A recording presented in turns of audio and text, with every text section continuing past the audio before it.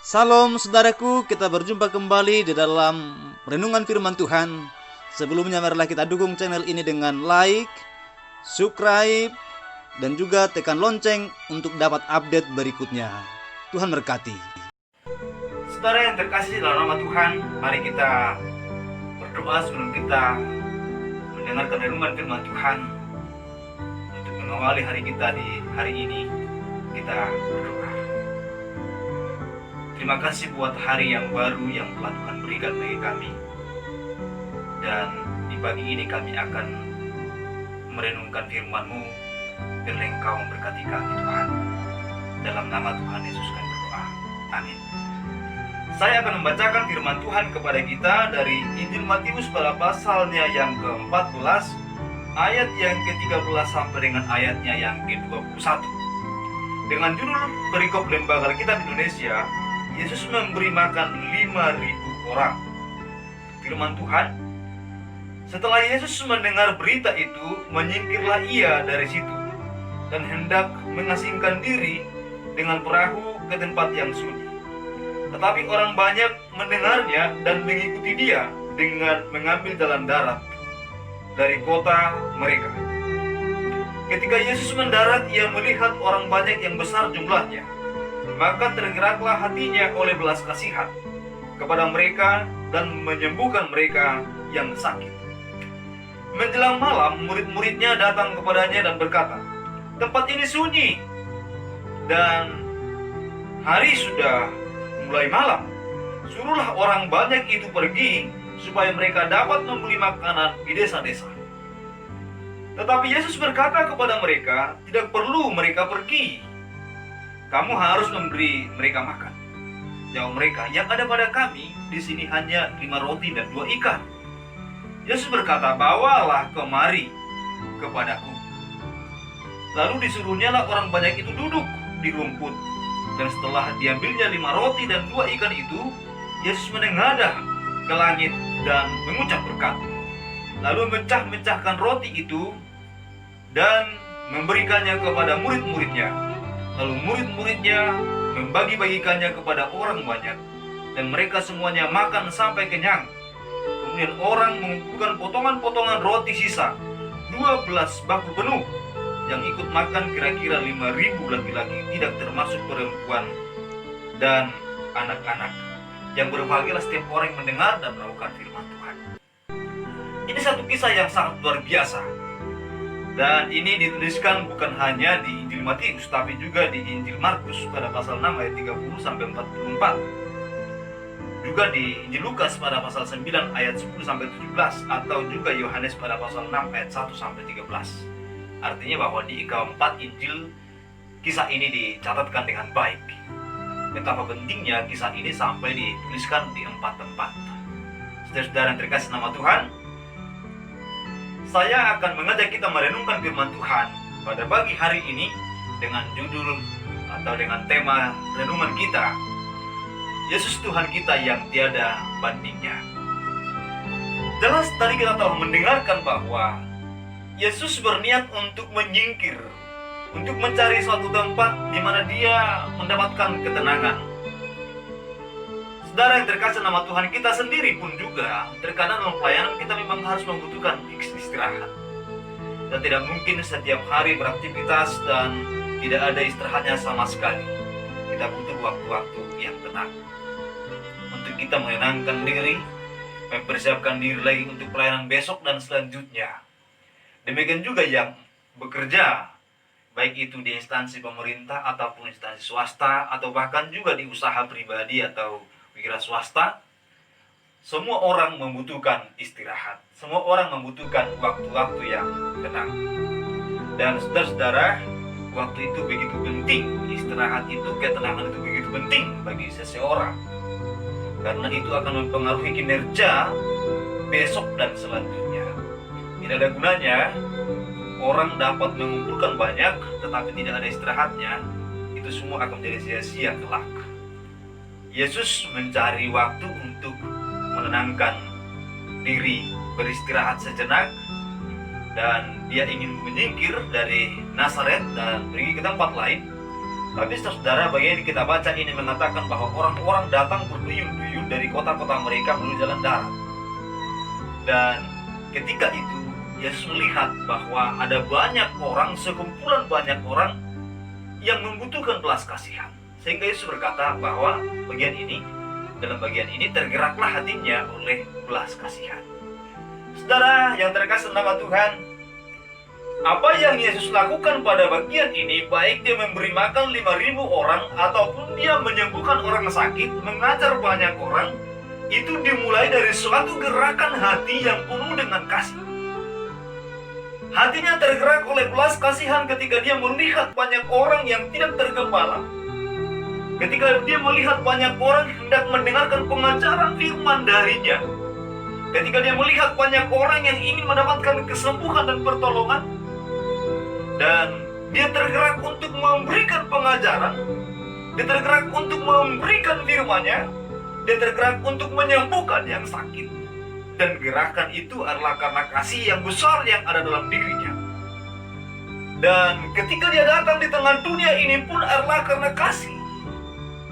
Allah Bapa yang begitu kasih kepada kita, kepada manusia yang berdosa ini. Sehingga firman Tuhan berkata, karena begitu besar kasih Allah akan dunia ini. Jadi Yesus datang di tengah dunia ini karena Allah mengasihi saudara dan mengasihi saya. Yesus mengajar karena dia mengasihi saudara, mengasihi dunia ini, mengasihi banyak orang. Itulah kasih Tuhan. Dia tidak ingin satu pun terhilang. Dia tidak ingin satu orang pun tidak mendapatkan jawaban dan pertolongan daripadanya. Jika kita adalah pelayan Tuhan, maka kita pun harus melayani dengan kasih. Sia-sia kita melakukan pelayanan jika kita bukan melakukannya karena dasar kasih yang ada pada hidup kita. Kasih itu harus ada dari diri kita, mengasihi Tuhan dan juga mengasihi orang lain, mengasihi sesama. Jika kita benar-benar mengasihi Tuhan, maka kita akan berkorban apapun untuk pekerjaan Tuhan. Jika kita mengasihi sesama, maka kita pun akan berjuang untuk melayani mereka bagaimanapun sulitnya. Jika kita mengasihi jiwa-jiwa, kita akan menangisi mereka dalam doa kita dan juga untuk menjangkau mereka dalam penyampaian firman Tuhan. Apapun risikonya kita harus tanggung karena kita mengasihi mereka. Demikian juga Yesus, dia harus mengorbankan pada bagian konteks ini. Dia mengorbankan waktunya yang harusnya dia untuk mencari ketenangan, beristirahat sejenak. Dia mengorbankan itu. Bukankah dia menyingkir dari kota, pergi dari Nazaret, dia pergi ke tempat lain untuk mencari ketenangan. Tetapi dia mengorbankan ketenangannya. Dia mengabaikan tentang dirinya demi domba-domba itu.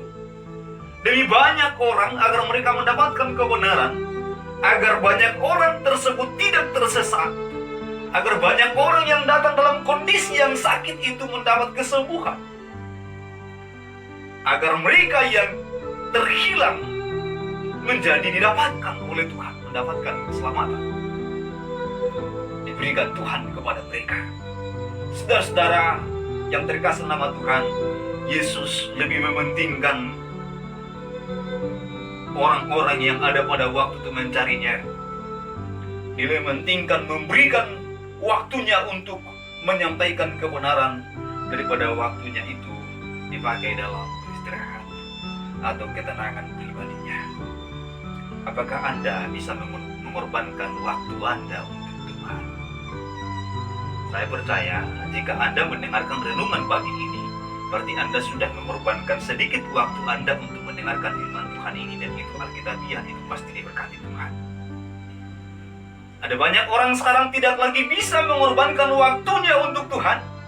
Bahkan di hari-hari ibadah dia pergi berbisnis tapi tidak beribadah kepada Tuhan. Tidak bisa memberikan waktunya barang 5 menit atau 10 menit untuk merenungkan firman Tuhan dan berdoa kepada Tuhan karena sibuk bekerja, atau mungkin karena sibuk mengerumpi, atau mungkin sibuk urus lain, tetapi tidak pernah memiliki kesempatan untuk datang kepada Tuhan secara pribadi ataupun secara keluarga. Tidak ada waktu. Waktu untuk dunia begitu banyak, tapi waktu untuk Tuhan tidak ada. Alasannya begitu nyampe di rumah, saya sudah lelah, saya tidak mungkin lagi bisa berdoa. Saya tidak mungkin bisa lagi beribadah kepada Tuhan. Saya sudah bangun kesiangan dan lain sebagainya, ada banyak alasan. Saudara terkasih nama Tuhan, saudara harus mulai belajar mengorbankan waktu untuk memuliakan Tuhan, untuk mendengarkan firman Tuhan. Karena Tuhan sudah mengorbankan segalanya juga untuk saudara. Karena Tuhan telah mengorbankan dirinya, darahnya untuk saudara. Tubuhnya dikorbankan untuk saudara. Gambaran itu jelas di mana Yesus adalah pribadi yang suka berkorban, mengorbankan ketenangannya, kenyamanannya demi banyak orang, agar orang-orang tersebut boleh mendengar firman, agar orang-orang tersebut boleh juga disembuhkan, boleh mendapatkan mujizat dalam pengertian lebih luas, agar mereka mendapatkan pertolongan. Dia tidak berkata, maaf saya tidak menerima tamu, maaf saya tidak bisa mengajar karena saya harus tidur, dan lain sebagainya. Atau karena saya ingin refreshing, pergi ke pantai dan lain sebagainya. Tidak. Dia mengajar orang-orang itu. Dia melihat orang itu banyak yang datang itu membutuhkan pertolongan, membutuhkan firman Tuhan, dan dia mengajar mereka. Saudara yang terkasih nama Tuhan, Tuhan kita yang tiada bandingnya karena dia memiliki belas kasihan yang sangat luar biasa, yang rela mengorbankan dirinya, mengorbankan waktunya, mengorbankan segalanya bagi saudara dan saya. Yang kedua, Tuhan kita adalah Tuhan yang tiada bandingnya karena kuasanya yang besar, kuasanya yang sangat luar biasa. Kita boleh temukan pada bagian yang dikatakan bahwa dia menyembuhkan mereka, menyembuhkan orang-orang yang sakit. Begitu dia melihat ada orang yang sakit, dia menyembuhkan mereka. Dan kemudian ketika dia melihat bahwa setiap pendengarnya mungkin dia sudah merasa lapar karena sudah sore, dia juga melakukan mujizat agar mereka memiliki kecukupan dengan masalah makanan, dengan 5 roti dan 2 ikan yang penuh berkat luar biasa itu. Ada kuasa yang sangat luar biasa. Yesus kita tiada bandingnya karena dia memiliki kuasa yang sangat luar biasa. Itu hanya sebagian saja. Kalau kita membaca kitab suci firman Tuhan yang kita miliki, maka kita akan menemukan ada begitu banyak perbuatan-perbuatan mujizat yang sangat luar biasa Tuhan lakukan. Yang sakit sembuh, yang lumpuh boleh berjalan kembali, yang buta melihat kembali, bahkan yang mati bisa bangkit kembali. Karena Tuhan punya kuasa yang sangat luar biasa. Saudara-saudara yang terkasih nama Tuhan, karena dia memiliki kuasa yang sangat luar biasa, dia pun sanggup memindahkan saudara yang harusnya ke neraka menjadi ke surga. Karena dia berjanji bahwa siapa yang percaya padanya boleh hidupnya kekal. Saudara-saudara yang terkasih nama Tuhan, dia punya kuasa yang sangat luar biasa. Jadi bersyukurlah bahwa kita memiliki Tuhan yang tiada bandingnya. Percayakan semuanya kepada Tuhan, dia sanggup melakukannya. Saudara-saudara yang terkasih nama Tuhan, kita juga melihat pada bagian ini bahwa dia juga memiliki hati yang penuh dengan kelembutan. Saudara, ketika murid-murid melihat bahwa waktu sudah semakin senja, dan dia berkata kepada Tuhan Yesus, suruhlah mereka pergi agar mereka bisa mencari makanan di jalan-jalan atau di desa-desa dalam perjalanan. Apa Yesus katakan kepada mereka? Tidak, mereka tidak akan pergi. Kamulah yang harus memberikan mereka makan. Kalau itu saya akan marah, saudara terkasih nama Tuhan. Baru saja dan bahkan berulang kali mereka bisa melihat bahwa Yesus punya kuasa.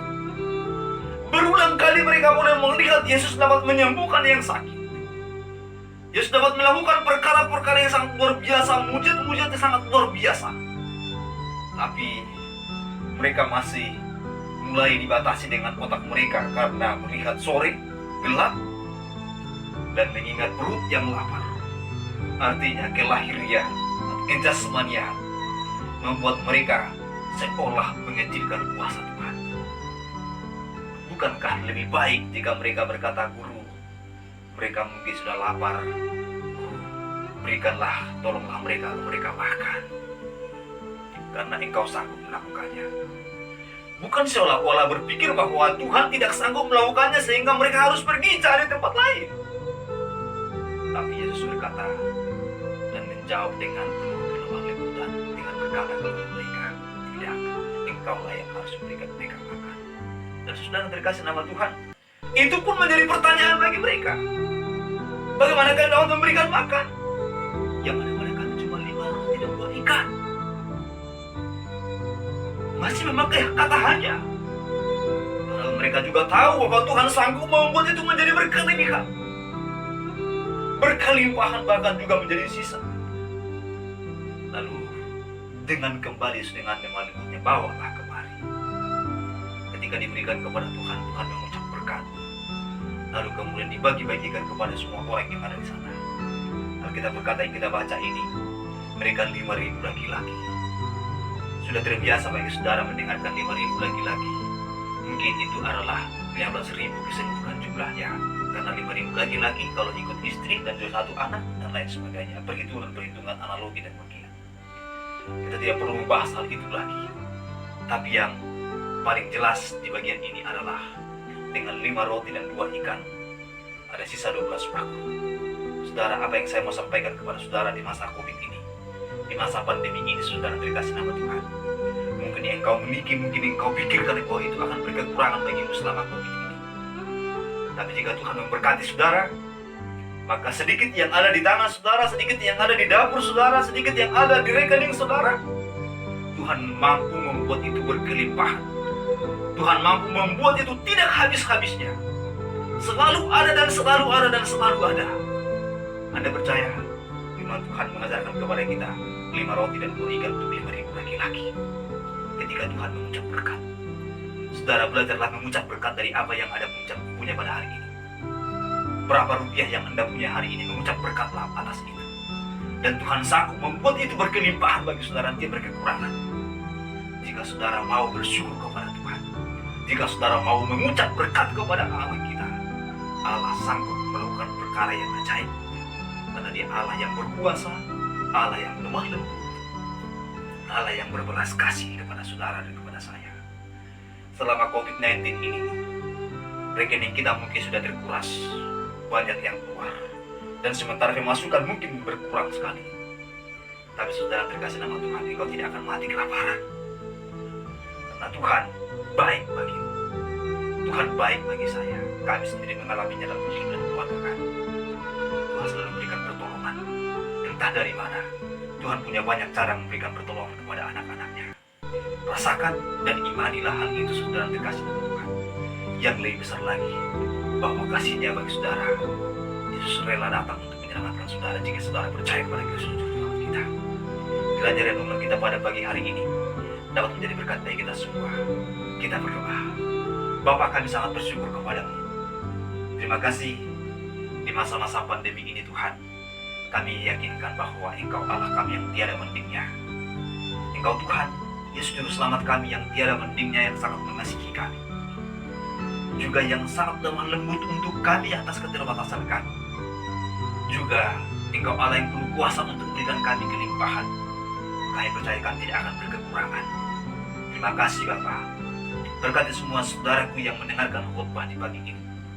Ketika mereka harus beraktivitas pada hari ini, tolonglah mereka dalam perjalanan pulang pergi, bahkan juga dalam aktivitas mereka, pekerjaan mereka, usaha mereka, pelayanan mereka.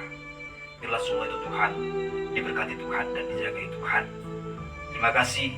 Yang lemah biarlah dikuatkan, yang sakit biarlah Engkau sembuhkan, yang berkekurangan biarlah Engkau yang mencukupkan, bahkan memberikan kelimpahan. Berkati gereja-gereja Tuhan, bangsa dan negara kami. Berkati semua anak-anak Tuhan. Dalam nama Tuhan Yesus kami berdoa dan bersyukur. Haleluya. Amin. Saudara yang terkasih nama Tuhan, kebahagiaan dan sukacita itulah yang menjadi milik kepunyaan kita, karena kita memiliki Tuhan yang tiada bandingnya, penuh kasih, penuh kuasa, dan lemah lembut untuk menolong saudara. Tuhan berkati kita.